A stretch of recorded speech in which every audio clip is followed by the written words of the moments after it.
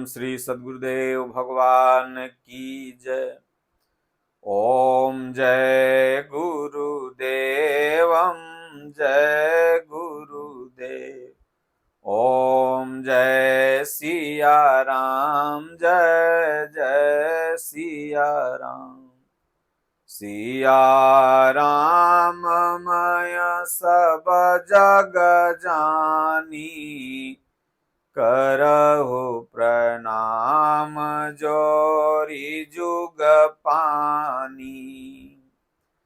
होई हई वही जो राम रुचि राखा, को करी तरक बढ़ावहु शाखा। बोलो जय सिया राम, जय जय सिया राम। ओम श्री सद्गुरुदेव भगवान की जय। अगर इस प्रसंग को आप पूरा सुन लेंगे तो यह समझ जाएंगे कि ये जो नात, रिश्तेदार, पुत्र, पिता, ये सामाजिक जो रिश्ते हैं ये क्यों बनते हैं, किस लिए बनते हैं और क्या संस्कार होता है कि कोई किसी का पुत्र, कोई किसी का बेटा, कोई किसी का बेटी, कोई किसी का नात रिश्तेदार बन कर के आता है। एक प्रकरण के माध्यम से आपको समझना होगा। एक ब्राह्मण देवता थे, बहुत तीरथ व्रत करते थे, लेकिन उन्हें बाल बच्चा होता ही नहीं था। जब किसी व्यक्ति को वंश इत्यादि नहीं चलता है तो तीर्थ में महात्मा, साधु के पास, डॉक्टर के पास, जहाँ जहाँ वो सुनता है तहाँ तहाँ इच्छुक जाता है, क्योंकि वंश चलाने की परंपरा दिमाग में रहती है कि भाई मेरा वंश चलना चाहिए। तो उसी तरह ब्राह्मण देवता भी अपना सोचे कि किसी तरह से मनौती करें, चाहे जो करें, भगवान का भक्ति भजन करें, जय जो भी करें, लेकिन हमें एक पुत्र चाहिए। करीब 10 बरस तक उनका यह सिलसिला दान, उपदान, भक्ति भजन, तीर्थ व्रत लगा रहा। तो भगवान की कृपा, नारायण की कृपा, पत्थर पर दूब जमा, खुशखबरी उनको मिली कि पत्नी गर्भवती हैं। गर्भकाल अवस्था में गीता, रामायण इत्यादि का श्रवण ब्राह्मण देवता करवाए, क्योंकि हमारे सनातन में यह रीति रिवाज है, परंपरा है कि गर्भकाल अवस्था में माताओं को अच्छी चीजें सुनाई जाती है, अच्छा सात्विकी भोजन कराया जाता है। आज परंपरा थोड़ी उल्टी होती चली जा रही है, लेकिन पहले ऐसा था और आज भी संस्कारी परिवार जो हैं उनके यहाँ ऐसा है और ऐसा सबके यहाँ होना चाहिए, यह बेहतर है। उससे बच्चे संस्कारवान होते हैं। 9 महीना के बाद पंडित जी के यहाँ पुत्र रत्न की प्राप्ति हुई। पंडित जी खूब खुश हुए। छठी बरही मनाया जाता है तो उत्सव का आयोजन रखा, क्योंकि बड़ी मनौती के बाद, बहुत दिन के बाद, बहुत तपस्या के बाद एक पुत्र हुआ था। पूरा एकदम ढोल नगारे सब बज रहे थे। पंडित जी के गुरु महाराज भी आए हुए थे, सब आशीर्वाद दे रहे थे। तो पंडित जी एक बहुत अच्छी विद्या जानते थे, ज्योतिष विद्या। उस एरिया के मशहूर ज्योतिषी थे। क्या न क्या मन में आया उनके कि अपने बेटों को तनी हाथ हम देखते हैं, इसका क्या है नहीं है, भाग्य रेखा क्या है। तो अपने पत्नी से लेकर के और बेटा का अपने हाथ देखने लगे। जब हाथ देखे तो उसमें था कि इसकी उम्र 17 बरस की है, 90,000 कर्जा है तुम्हारा अगले जन्म का, और 17 बरस के बाद ये खत्म हो जाएगा, मर जाएगा। फिर ज्योतिष मिलावे, गणित मिलावे, यही आवे, आयु 17 बरस, उसके बाद ये चला जाएगा, इतना कर्जा है दे देगा। अब तो रंग में भंग हो गया। गुरु महाराज के पास गए, कहें गुरु महाराज बार बार मैं ज्योतिष मिला रहा हूँ, सारी रेखाएं मिला रहा हूँ, सारे अंक मिला रहा हूँ, बार बार यही आ रहा है।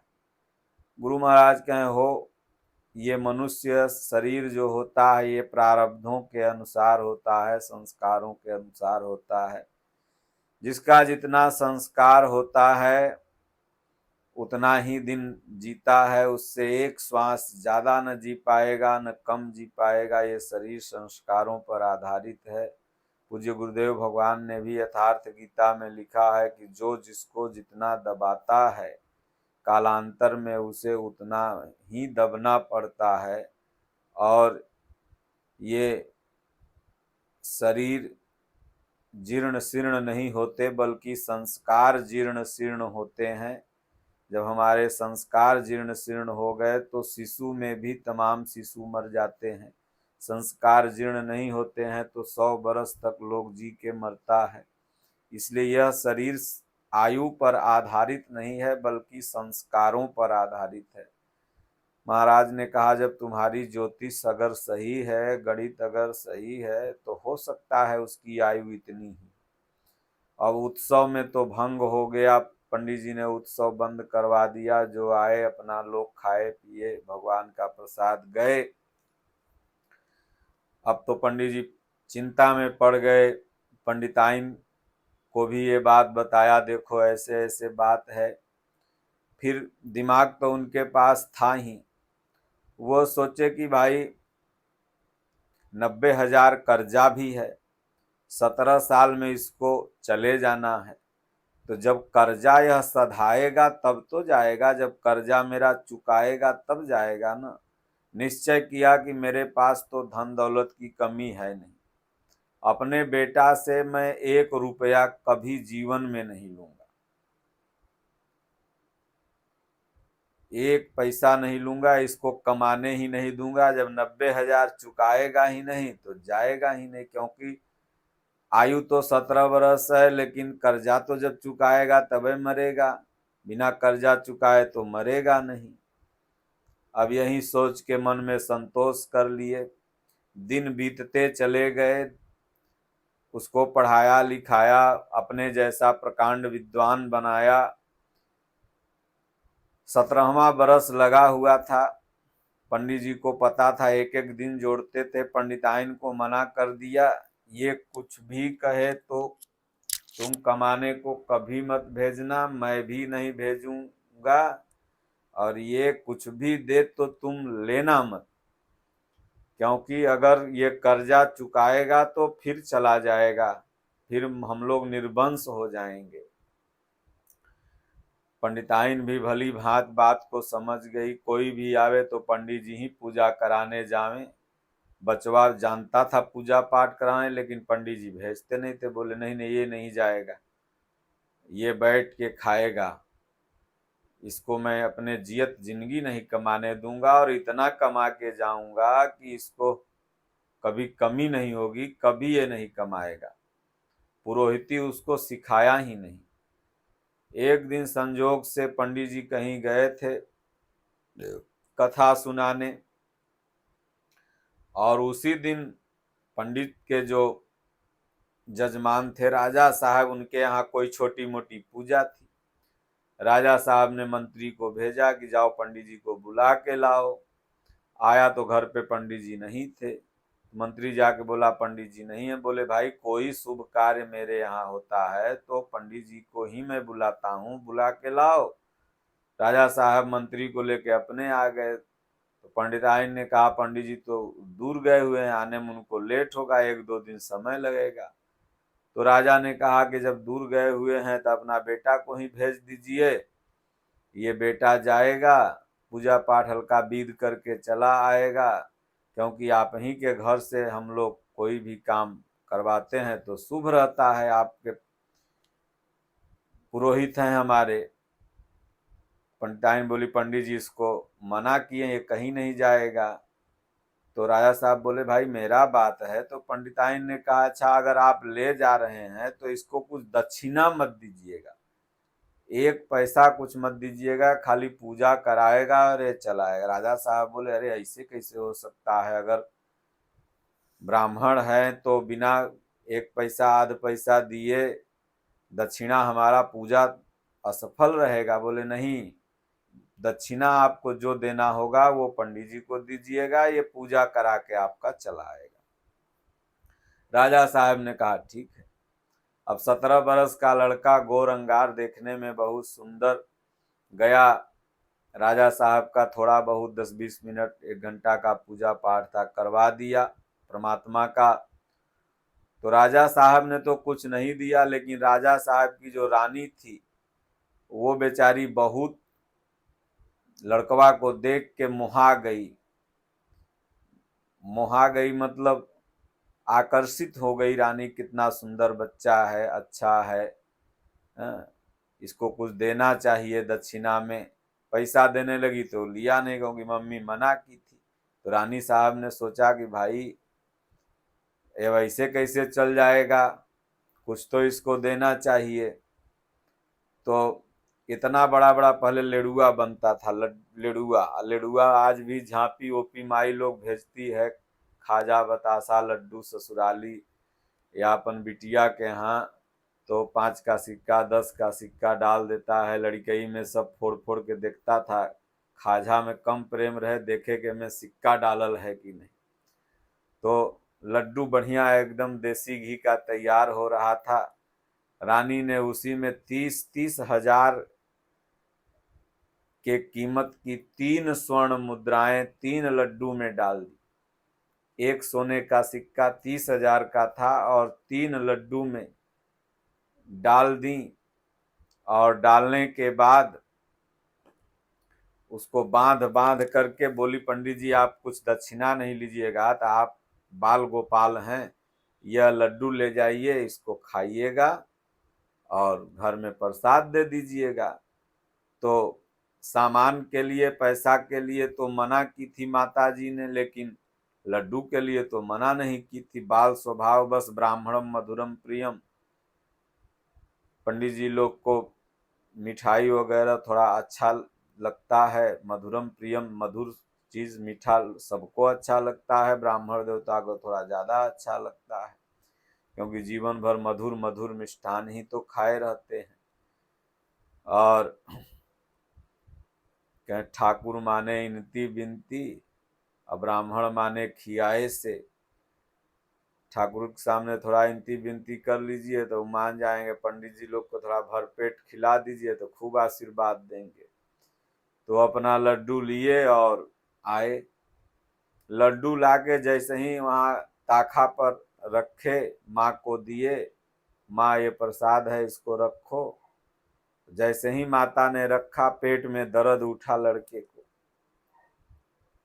बोले मम्मी पेट में दर्द हो गया। बोले वहां कुछ खाया तो नहीं था। बोले खाए थे पूरी सब्जी। बोले तो हो सकता है वैद्य बुलाओ। पहले डॉक्टर तो रहते नहीं थे, पंडित जी दूर थे घोड़ा से गए हुए। माँ गई बुला के लाई वैद्य को। वैद्य आते आते बेटवा टाई टाई फिस। पंडित जी को खबर गया, पंडित जी आधा पूजा कराए आधा भागे। बेटवा बोले मर कैसे गया, ज्योतिष तो झूठ नहीं हो सकती, 90,000 बाकी है, हमने तो उससे 1 रुपया नहीं लिया। या तो ज्योतिष झूठ या तो फिर वो झूठ। या महात्मा ने कहा वो झूठ, अब मैं किसको सत्य मानूं। संस्कारों पर आधारित है। आए पंडित जी रोते बिलखते, क्योंकि एक ही वंश था, वो भी बड़ी मनौती से हुआ। पंडिताइन को बोले तुमने भेजा क्यों? बोले राजा साहब जिद करने लगे। बोले तो भेजा तो राजा को मना क्यों नहीं किया? दक्षिणा क्यों कुछ तो नहीं दिए? बोले नहीं, दक्षिणा तो कुछ नहीं लाया है। बोले कुछ तो जरूर लाया होगा, ज्योतिष झूठी नहीं हो सकती। बोले हाँ 3 लड्डू लाया है। बोले लड्डू कहाँ है, लाओ। लड्डू लाए, एक लड्डू फोड़ा तो 1 सोने का सिक्का निकाला रखा, दूसरा फोड़ा तो 2 सोने का सिक्का, तीसरा फोड़ा तो 3 सोने का सिक्का। बोला देखो ये 90,000 की कीमत का सिक्का दे दिया, अगला जन्म का जो कर्जा था इसका, और ये चला गया। इसलिए आप उन्हें आवे ताहि पर ताहि तहाँ ले जाए। ये जो भी रिश्ते नाते हैं सब संस्कार कर्जों पर आधारित है। जब तक आपका कर्जा है तब तक आप अपने बेटवा को खूब पढ़ाएंगे लिखाएंगे। बेटवा का जब तक कर्जा है आपकी वो सेवा भाव सत्कार करेगा। कर्जे खत्म होंगे, वो आपसे या तो प्रेम करना बंद कर देगा, या तो डेट हो जाएगी, या तो उससे बिछोह हो जाएगा। इसलिए ये जो भी संसार में मनुष्य हैं आपस में जो बंधे हुए हैं, ये संस्कार से बंधे हुए हैं। ये संस्कारों की डोर है जो आपस में सबको समेटे हुए है। और जब ये डोर खत्म होती है तो या तो कोई साधु बन जाएगा, बैरागी बन जाएगा, घर छोड़ के चला जाएगा, पागल हो जाएगा, विक्षिप्त हो जाएगा, मर जाएगा। संस्कार खत्म, आपसे रिश्ता खत्म। इसलिए चलते फिरते उठते बैठते सोते जागते हमेशा नाम जपना चाहिए। और जो भी ये रिश्ते नाते हैं समझना चाहिए एक प्रारब्ध है, एक कर्जा है। उस कर्जा को आप चुका के ऑटोमेटिक उस रिश्तों से बिछोह हो जाता है। बोलिए श्री सद्गुरुदेव भगवान की जय।